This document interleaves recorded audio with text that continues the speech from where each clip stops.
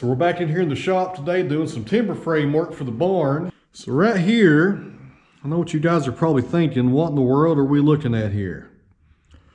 Well, this is for the tie beam. This is a 1-inch housing. The tie beam will sit right in here, and right there's the tenon. And this is what's going on with this piece of poplar right here. While using my Makita mortiser to cut the through mortise, you know, I got it right there. When I set it up on the wrong side of this post right here, and I made my first cut right here, which is not where it needs to be. It needs to be right here on this side. As you can see, I got the proper cut down there. I cut this side first, and the mortiser does not go deep enough to cut all the way through. So you have to flip the timber over and cut the other side. And this mortise is 8 inches deep, which is the full width of this post right here. So I gotta do a small correction today. As you can see, there's the cut that I made, and thank goodness I stopped when I did and didn't keep on cutting over and make even more of a mess right here. But we can fix this, and you really don't have to fix it, because when the tie beam is sitting in here, you're never going to see this hole. It's going to be completely out of sight as the beam sits right here. And on the other side is the outside of the barn where siding will be, so you won't see it there either. But I like to fix things like this if I can, just because I will know it's there, even though nobody else knows it's there. Every time I look up there, I'll know it's there, and I like to have it fixed properly if I can. So here's what we're doing to correct that. I got a little piece of poplar. This is kiln dried poplar. I milled it down and drove it in there. And I got some wedges. They're made out of pine. I'm going to drive in here on the end of it after I cut this flush. And then I'll probably take a slick and go over it, make it flush with the face right here. It'll look just fine. And the reason I'm using kiln dried stuff on this, you know, this pine is green, so this stuff right here will not shrink any. But it will take on some moisture from this pine and swell just a little. And this pine will shrink just a little as well. And this is a little loose right now, not very much, and it will be super tight in a few weeks once we get these wedges knocked in here and this cut flush right here. It will never come out of there, guys, trust me. So we'll go ahead and fix this little error I made. I try to show you guys my problems I have here, you know, because nothing's perfect. You know, people mess up all the time. That's one thing on YouTube. People make everything look so easy sometimes, and really it's not. This timber framing stuff is a lot of work. I'm enjoying it, but it's really time consuming, and you make mistakes, and that's one mistake right there.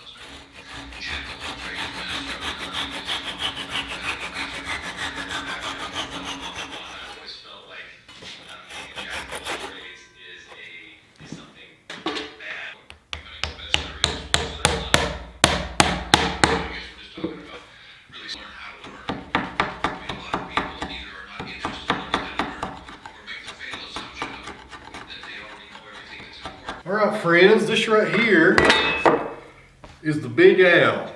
And my buddy Jim Rogers up north, he sells these. I'll leave a link down below to his email address. I can't remember if he has a website or not, but that's probably going to be the best way to get in touch with him. But he sells these, and it's got the TF on the top for timber framing. And this has been just a great tool for this project. And a little disclaimer, Jim Rogers is not paying me to say this stuff. I bought this from him with my own money, and I think it just works great. And what it is pretty much just a layout tool for mortises. It'll do a whole lot more than that, but that's really the main reason that I've been using it here. And you put it up against the timber. It's got layout lines here for 1.5 inch, 2 inch, 3, 4, 5, and so on. When I put this on here and I need to make a 2-inch mortise off this face over here, 2 inches up and 2 inches wide, you just rest this against the timber, make you a line at 2 inches, a line at 4 inches. The 4-inch line's already there from where I messed up on this top side. Then there's your layout lines for your mortise. It works that easy. When you flip it over, it's got 1/2 inch increments. You start at 2 inches, then you got 2.5, 3.5, 4.5, and so on. I'm not using this side yet. I might use it later on. The even numbers are what my measurements have called for so far, but it's just a great tool to have.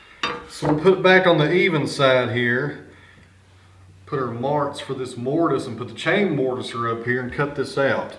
And like I said earlier, I'll leave a link down below to Jim Rogers' email, either his email or his website, or maybe both of them. And I can't remember how much this costs. Maybe $120 or something like that. I can't remember right off. But if you're interested in it, I highly recommend it for doing a timber frame to use one of these. They're really nice to have, and it makes fast work of your layout especially. I just busted my lead right there on that knot. Alright, that one's already done. There you go. So now we got our layout line right here. And right here, I'm going to mark it this time this way that I know. That's the waste material.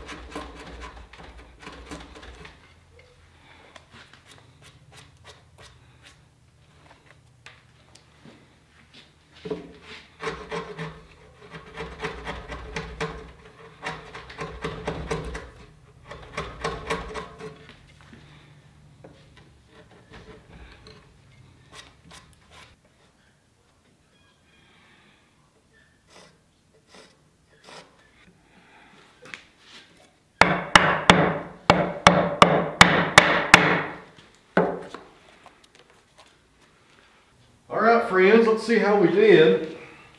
I got the mortise done, got it cleaned up here on the sides and on the bottom. We'll stick a brace in it and see what it looks like. I'm doing walnut braces here on the barn. I've made 2 so far. I gotta make 2 more for these first 2 bents to go up. And I may switch it up and put some white oak in there as well for braces. I'm not sure yet. See how it goes. But I think the walnut looks really good against this white pine. It kind of contrasts really good together. And if you're wondering why I'm using black walnut here, with walnut being such a valuable timber, I've got probably 40 walnut logs down there in the yard that are about 12-inch diameter, 12 to 14 inches in diameter. And these are 4x6s, and that's just going to make a real good use for those. And I like walnut. I think it's going to be really neat to have a barn with walnut braces. It's going to be pretty unique, guys. Not a lot of those around. I'm not seeing any around here with walnut as a component of a barn. Let's see what kind of fit we can get. You want it tight, but you don't want it too tight. And that noise right there tells me it's going to be pretty tight. Not too bad, friends. I'll bring the camera in and show you guys what it looks like up close. Alright friends, right here's the top of the brace. You got the tenon right here. And I checked my alignment and we're in good shape because this right here would go against the tie beam that goes in that mortise that we finished up today. So we got a good match right there. Just overlooked my large camera right there. I didn't move it out of the way. So we got a good fit and we got proper alignment right there as far as our layout goes on where we want that tie beam to fall. We want it to fall right there on that shoulder and on that 1-inch housing right there. So that's good. So these walnuts here, actually I did something decorative. I took a plow plane and made a little groove in it. Just, I don't know why. Who knows why, but I made a little groove in there, a little decorative element to these. I think it looks pretty good actually. So the brace comes down and joins in right there in the mortise that we made today. We got our housing right here that it rests up against. And a decently tight fit right there. And once we put this frame together, we'll put a peg right here in this area. And that peg will be a 1-inch piece of hickory more than likely. It will go all the way through the timber and through this tenon. And I'm going to draw bore that, which means I will offset the hole in the tenon. So when the peg goes through the timber into the tenon, it will pull this walnut in even tighter to this timber right here.